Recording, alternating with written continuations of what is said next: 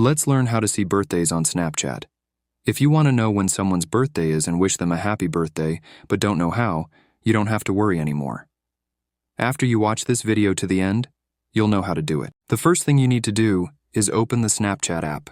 When you open Snapchat, you'll be on the camera screen. On that page, click Profile icon. This icon is located in the top left corner of your screen. Once you click on it, a screen showing your profile will open, and on this screen you need to scroll down a bit.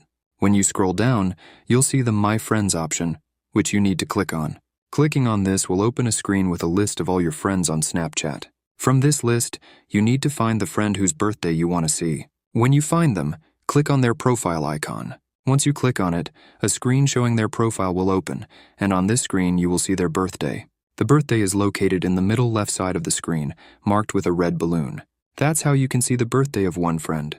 But if you want to see the birthdays of all your friends, I'll show you how. If you have the same friends on both Snapchat and Facebook, you can do this. The first thing you need to do is open Facebook. When you open Facebook, you need to click on the search option located at the top right.